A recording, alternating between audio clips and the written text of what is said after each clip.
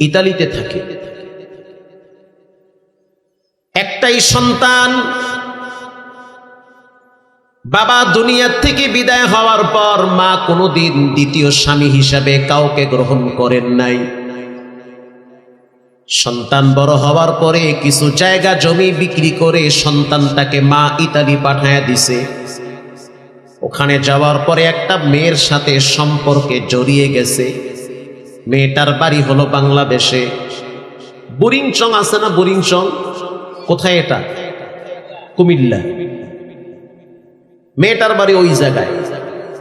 টেলিফোনে কথা বলতে বলতে মায়া বেড়ে গেছে। একটা সময় সিদ্ধান্ত নিছে যে মেয়েটাকে গোপনে বিবাহ করবে, মাকে জানাবে না। সিদ্ধান্ত অনুযায়ী তাই করলো। ছেলেটা বাংলাদেশে আসলো। আসার পরে ঢাকায় উত্তরায় নিজের টাকায় ফ্ল্যাট কিনা সেখানেই বিবাহ হয়েছে। এদিকে মা গরিব মানুষ, বছর চলে গেল, সন্তানের কোনো খবর পায় না। সন্তান তো আকাম গড়াই হেলাইছে। কিছুদিন পরে মা টের পাইছে সন্তান গোপনে বিবাহ করছে।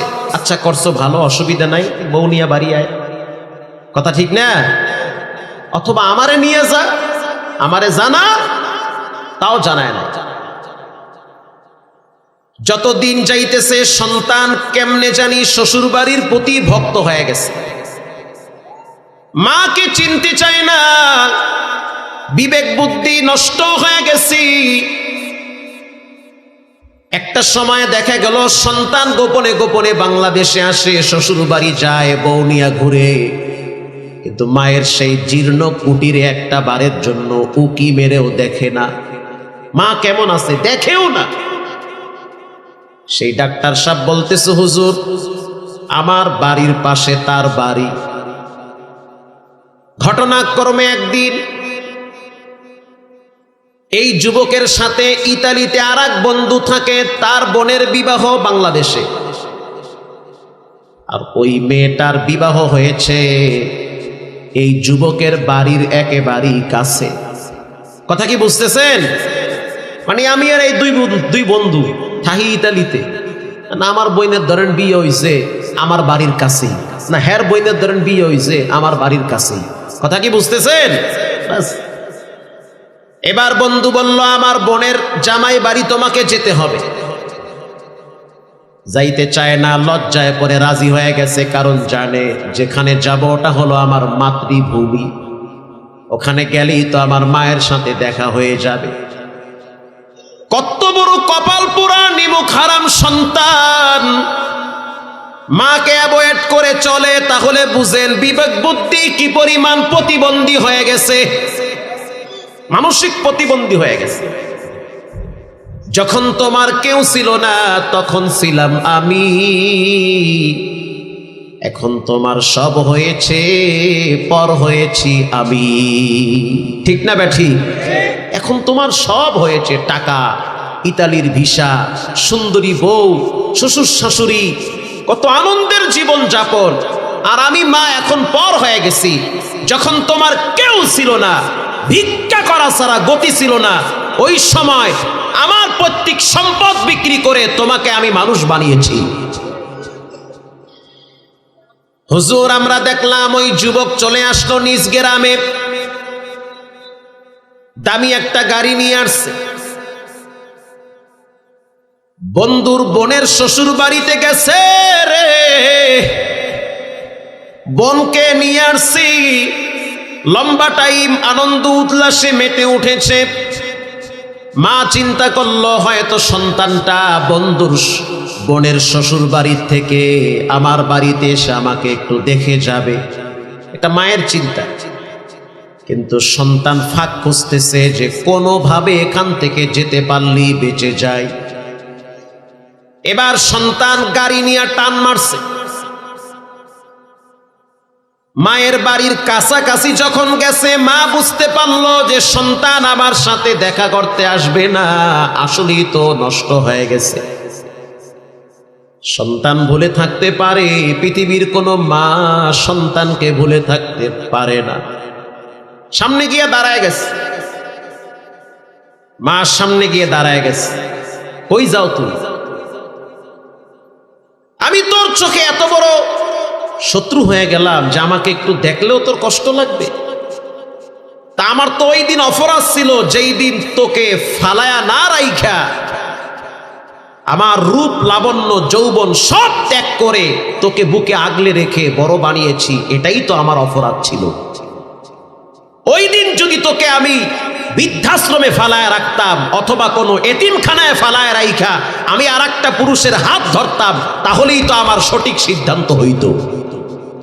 কিন্তু তোর চেহারার দিকে তাকায়া মায়া লাগছে, এজন্য আমি সব বিসর্জন দিয়ে আমি তিলে তিলে তোকে মানুষ বানিয়ে ইতালি পাঠাইছি, আর এখন তুই আমাকে এক নজর দেখার জন্য আসো না?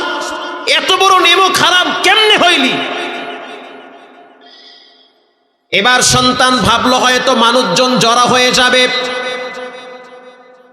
সন্তান বলতে আছে, ঘরে যাও, এক সময় এসে তোমাকে দেখে যাব।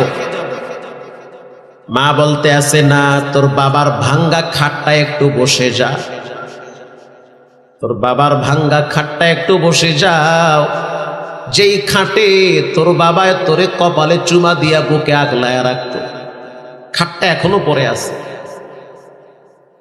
সন্তান বলল, কোনো সুযোগ নাই, ব্যস্ত মানুষ, পরে আসব। মা সন্তানের গাড়ির গ্লাসের ফাঁক দিয়ে হাত ঢুকাইয়া দিছে। এমন পাগলামি করিস না, আমি তোর মা, তোর রক্ত আমার রক্ত, একই রক্ত, অস্বীকার করার কোনো সুযোগ নাই। আল্লাহর আরশ পর্যন্ত গরম হয়ে যাবে, টিকতে পারবি না, সব তছনছ হয়ে যাবে। এমন পাগলামি করিস না, থাকবে না মুখের হাসি, আনন্দ উল্লাস সব মাটির সাথে মিশে যাবে, শুধু সময়ের অপেক্ষায় থাক। প্রিয় ভাইয়েরা আমার, সন্তান মাকে একটা ধাক্কা মারছে। ডাক্তার সাহেব বলতে বলতে কান্না দিছে, হুজুর আমার বাড়ির পাশের ঘটনা। এমন জোরে ধাক্কা মারলো, মায়ের মাথা গিয়া গাছের সাথে বাড়ি লাগছে, রক্ত বায়া বায়া পড়তেছে। তখন মা চোখের পানি ছেড়ে দিয়া বলতে আছে, আল্লাহ, এই সন্তানটাকে জন্ম দিতে গিয়া কত রক্ত আমার শরীর থেকে বের হইছে। গরমের দিন কারেন্ট ছিল না, নিজের হাতে পাখা দিয়া বাতাস কইরা ঘুম পাড়াইছি। নিজে না খাইয়া আমি আমার সন্তানের মুখে খাবার তুলে দিয়েছি, কচি হাতে আমি আমার বাচ্চার হাতে চুমো দিয়েছি। আজ সেই হাত শক্ত হয়ে গেছে, সেই হাতের কবজাগুলো শক্ত হয়ে গেছে, হাতের বাহুতে অনেক শক্তি, তা না হলে এত জোরে আমারে ধাক্কা মারতে পারতো না। রক্ত যখন বায়া বায়া পড়তেছি, এই কুলাঙ্গার সন্তান, তার দিলের ভিতরে বিন্দু পরিমাণ কষ্ট লাগে নাই। গাড়ি টান মাইরা গেছে ঢাকায়। তো কিছুদিন পরে তিনি চলে গেল সেই ইতালিতে। এদিকে মা চুপচাপ জ্বালা যন্ত্রণা কষ্টের পাহাড় নিয়ে রাত দিন পার করে। আল্লাহর রাসূল বলেন, ক্বালা হুমা জান্নাতুকা ওয়া নারুকা। মায়ের পায়ের নিচে আল্লাহ পাক জান্নাত রাখছে, মায়ের পায়ের নিচে আবার জাহান্নাম রাখছে। সফলতা যদি পেতে চাও, দুইজন মানুষের সাথে বেয়াদবি করা যাবে না। একজন হলো মা আর একজন হলো বাবা। আল্লাহু আকবার বলেন। কখনোই কইরেন না। অনেক বেইজ্জতি হবেন, লাঞ্ছিত হবেন, ছেলে মেয়েদের কাছে ছোট হবেন, পদে পদে বেইজ্জতি হবে, নীরবে চুপচাপ কাঁদতে হবে, চোখের পানি মুছে দেওয়ার মতো কাউকে পাবেন না। যদি আব্বা আম্মার সাথে বেয়াদবি করেন, ধরা খাওয়া লাগবে, খাইতেই হবে। আল্লাহর রাসূল বলেন, দুই পাপের শাস্তি আল্লাহ দুনিয়াতে না দেওয়াইয়া কবরে নেয় না। এক নম্বরে যারা আব্বা আম্মার সাথে চরম পর্যায়ের বেয়াদবি করে, এদের শাস্তি দুনিয়াতে না দিয়া কবরে আল্লাহ নিবে না, নিবে না। হয় পঙ্গু বানাইবে, না হয় ক্যান্সার দিয়া 30 বছর বিছানায় শোয়ায় রাখবে, না হয় কিডনি নষ্ট করাইয়া ভিক্ষা কইরা খাওয়াইবে। বুড়া আব্বা আম্মা যাদের আছে, গোপনে একটু পাও ধরে মাপ চাইয়েন, সফলতার দরওয়াজা খুলে দিবেন কে? আল্লাহ তাআলা। আহা, কত যুবকরা আছে তাদের আচরণ এত খারাপ, আব্বা আম্মা রাত্রিবেলা যায় নামাজে কান্দে, আল্লাহ আমার সন্তান নষ্ট হয়ে গেছে। বখাটে বন্ধু বান্ধবের পাল্লায় পড়ে অনেক ভালো ভালো ফ্যামিলির ছেলে মেয়েরা নষ্ট হয়ে গেছে, মদখোর হয়ে গেছে, গাঁজাখোর হয়ে গেছে, নেশার সাথে জড়িত হয়ে গেছে। আছে না নাই?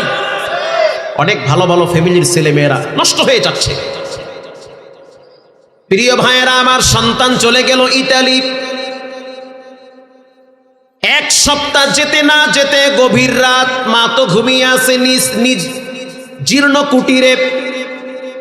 রাত্র ৩টার সময় মা দরজা খুইলা সেই ডাক্তারের বাড়িতে চলে গেছে। ডাক্তারও আবার মাওলানা কামেল বাস। ডাক্তার বলতেছে, হুজুর আমি যেহেতু আলেম মানুষ, আমার বাড়ির দরজায় এসে লক করছে। ও মাওলানা, কে আপনি? বলে আমি সজীবের মা। এত রাত্রে কেন? বলে আপনি একটু আমার সন্তানের কাছে টেলিফোন দেন। কেন জানি আজকের রাত্রে আমার ঘুম হইতেছে না, স্বপ্নে আমি অনেক খারাপ দৃশ্য দেখছি। মাওলানা বলতে আছে, স্বপ্ন তো স্বপ্নই, এটা নিয়ে টেনশন কইরেন না, ঘরে গিয়া ঘুমান। মাওলানা আমি তো বুঝি সন্তানের কিছু একটা হয়ে গেছে। আমি উজু কইরা পবিত্র বিছানায় শুইছি, ডান কাতে শুইছি, দোয়া কালাম পড়তে পড়তে ঘুমাইছি, আবার স্বপ্ন দেখছি রাতের শেষ ভাগে। আমার বিশ্বাস 80% কোনো একটা দুর্ঘটনা ছেলের উপরে ঘটছে। ডাক্তার বলল, কি দেখছেন স্বপ্নে? মা বলতে আছে, ও মাওলানা স্বপ্নে দেখছি আমার সন্তানের একটা হাত শরীর থেকে আলাদা হয়ে গেছে। এটা কেমনে দেখলেন? আমি দেখতেছি ফিতা ঘুরাইতেছে। একটা ফ্যাক্টরির প্রোডাক্ট তৈরি করার জন্য ফিতা ঘুরানো হয়, ফিতা ঘুরতেছে। আমার সন্তান ফিতার কাছে গেছে, হঠাৎ ফিতা সুইটা তার হাতে লাগছে। তো হাতে লাগার কারণে হাত আর দেহ একটা বাড়ি মারছে। এমন জোরে বাড়ি মারলো, এক বাড়িতে এই হাত এখান থেকে ছিন্ন হয়ে গেছে, রক্তাক্ত অবস্থায় মাটিতে পড়ে আছে। ডাক্তার বলতে আছে, টেনশনের কারণ নাই, তোমার সন্তানের বন্ধুর নাম্বার আমার কাছে আছে। ডাক্তার বলল, হুজুর তখন তো আর এত অত্যাধুনিক প্রযুক্তি ছিল না, ইমুটা কোনো মতে বুঝতাম। ইমুতে ঢুইকা দেখতেছি তার বন্ধুর 30 থেকে 35টা কল আমার মোবাইলে ভেসে উঠছে। বুঝতে আর বাকি নাই, কিছু একটা ঘটছে। ফোনে কথা বললাম, রিসিভ করলাম। বন্ধু বলল যে ভাই সজীবের অবস্থা ভয়াবহ হয়ে গেছে, ফিতার সাথে হাত লাইগা শরীর থেকে ডিসকানেক্ট হয়ে গেছে। মাওলানা মায়ের কাছে গিয়া বলল, মা আপনার তো দোয়া বিনা পর্দায় কবুল হয়ে গেছে। মা বলতে আছে, আমি তো খোদার কসম বরদোয়া দেই নাই।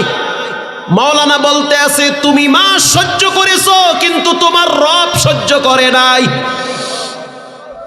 এই সন্তানটা দেশে আসলো, চিকিৎসা করলো, ভালো হচ্ছে না। স্ত্রী লাশ পর্যন্ত, স্ত্রীও চলে গেছে, শ্বশুর শাশুড়িও নাই। ঢাকার ফ্ল্যাট বিক্রি করেছে, তারপরও চিকিৎসার টাকা যোগান দিতে পারে নাই। একটা পর্যায়ে এখন মায়ের সেই জীর্ণ কুটিরে মায়ের কাছে থাকে। কয়েক মাস আগে শুনলাম সেই ছেলেটা মারা গেছে। মা মাঝে মাঝে কবরের পাশে দাঁড়ায় এখনো কান্দে। আয় আল্লাহ, সন্তান বুঝতে পারে না। আমি মা তো বুঝি দুনিয়ার শাস্তির চেয়ে কবরের শাস্তি আরো ভয়াবহ। প্রিয় যুবক ভাইরা আমার, সফলতার দরওয়াজায় যদি পা রাখতে চান, আল্লাহর রাসূল বলেন মায়ের খেদমত বেশি বেশি করে। আল্লাহর নবী বলেন মায়ের মুখে হাসি ফুটান। এই দুনিয়ায় যার মা নাই, তার মতো কষ্টে পৃথিবীতে আর কেউ নাই। মন চাইলেও তো মাকে কিছু কিনে দিতে পারে না।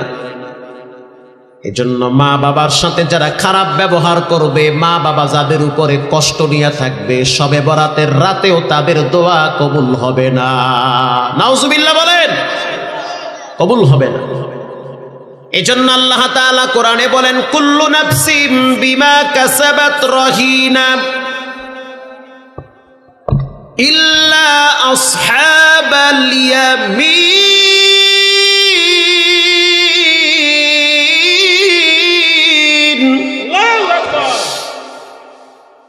প্রত্যেকটা মানুষ সে তার কৃত কর্মের ফল পেয়ে যাবে।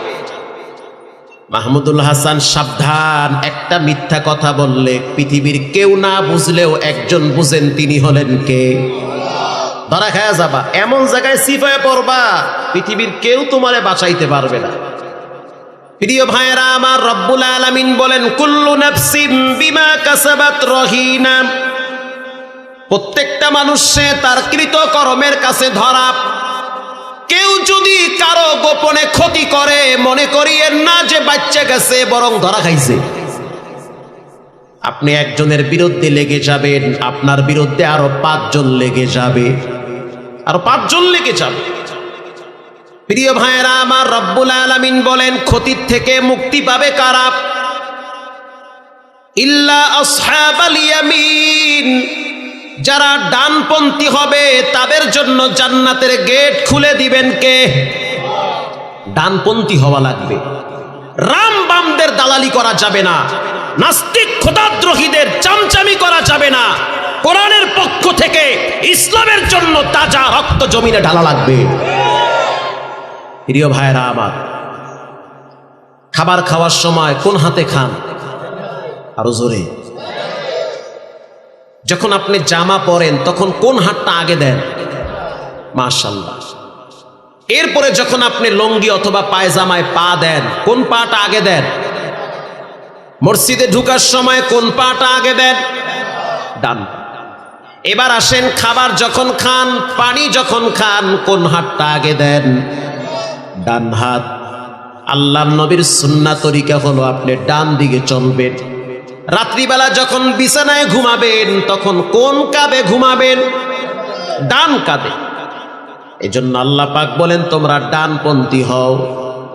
দুনিয়ার নাস্তিক খোদাদ্রোহী রাম বামরা হলো বামপন্থী, আর বামপন্থীদের জন্য জাহান্নামের দরওয়াজা খুলে দিয়েছেন কে? আমার পরিষ্কার সাচ্চা কথা, পরিষ্কার কথা, যেই দলে কোরআন আছে, ইসলাম আছে, সেই দলকে আমি ভালোবাসি। যেই দলে কোরআন নাই, ইসলাম নাই, নবীর তরিকা নাই, সেই দল কোনোদিন আমার প্রিয় হতে পারে না। পরিষ্কার কথা। আপনি এমন একটা দল করেন যেই দলের থিওরি, মতবাদ, চিন্তাধারা সব নাস্তিক্য। কোন দল করেন সেটা আপনার ব্যাপার, তবে সিদ্ধান্ত নিতে হবে কোন নাস্তিক্য মতবাদের দল করা যাবে না। দল করতে হবে কোরআনের দল। হিজবুল্লাহ আল্লাহর দল, হিজবুশ শয়তান শয়তানের দল। আমরা কার দল থাকতে চাই? আল্লাহর দল। আল্লাহ আমাদেরকে কবুল করুক, আমিন বলেন।